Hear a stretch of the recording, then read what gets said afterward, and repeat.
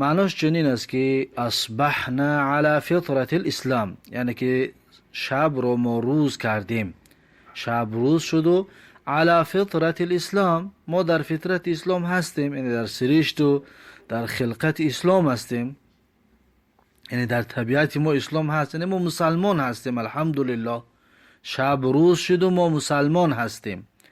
و علی کلمت الاخلاص، یعنی که ما شب رو روز کردیم به کلمه اخلاص، به کلمه اخلاص ما شب رو روز کردیم. کلمه اخلاص یعنی چی؟ یعنی کلمه توحید، یعنی لا اله الا الله. لا اله الا الله چرا اخلاصش میگویند؟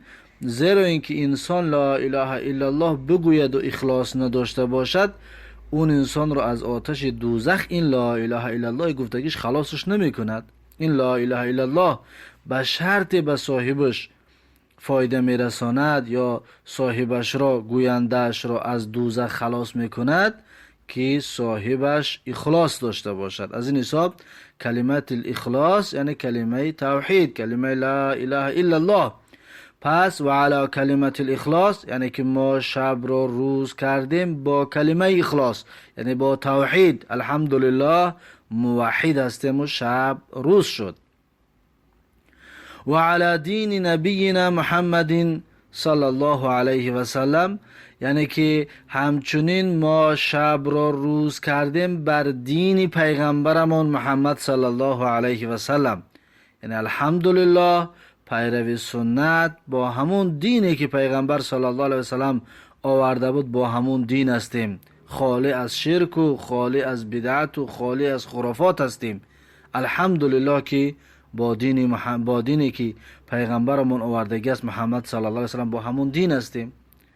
و علی ملت ابینا ابراهیم و همچنین شب را ما روز کردیم بر ملت پدرمون ابراهیم، بر ملت پدرمون ابراهیم که ملت پدرمون ابراهیم علیه السلام حنیفا مسلمان بود و ما کان من المشرکین بود. یعنی چی؟ یعنی که ملت پدرمون ابراهیم علیه السلام حنیف بود. حنیف یعنی چی؟ حنیف یعنی که روی آورنده به حق و فرار کننده و بیزاری جوینده از شرک و بدعت و خرافات و معصیت.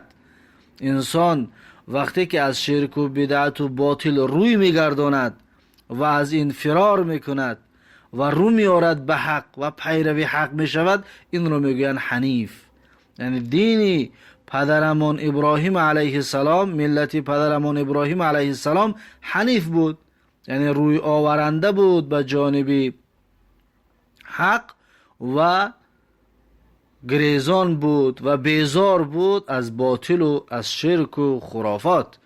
مسلمان یعنی که تسلیم شونده به الله بود ابراهیم علیه السلام. ملت پدرمون ابراهیم علیه السلام تسلیم شونده به الله بود، یعنی که تسلیم به فرمان الله شدگی بود، به تسلیم به هر آن امر و هر آن فرمانی که از جانب الله میشد به اون تسلیم بود که اون را قبول میکرد و به اون عمل میکرد. و ما کان من المشرکین، یعنی که ملت پدرمون ابراهیم علیه السلام از جمله مشرکین نبود. روشی حضرت ابراهیم علیه السلام از جمله مشرکین نبود، بلکه از جمله موحدین بود و از جمله اهل توحید بود. پس این از خلاصه ترجمه این ذکر. خلاصه ترجمه ذکر این هست و این سخن زیبایی که انسان سحر میخیزد این اعلان رو میکند که در راه اسلام است و با توحید است و در راه پیغمبر علیه السلام و با ملت پدرمون ابراهیم علیه السلام است. چقدر سخن زیبا که انسان در سحر یا در بیگانی این اعلان را کند. پس بیگانی امسینا علی فطرت الاسلام، یعنی روز را بیگاه کردیم به سرشت و به خلقت اسلام، با همون کلمه‌ای که صبح گفته بودیم، همون کلمه باز می شود شب، یعنی که بیگاه کردن، که بیگاه کردیم با کلمه اخلاص بگاه کردیم روز را با دین پیغمبرمون محمد صلی الله علیه وسلم و بگاه کردیم روز را با ملت پدرمون ابراهیم علیه السلام که حنیف و مسلم بود و ما کان من المشرکین بود حضرت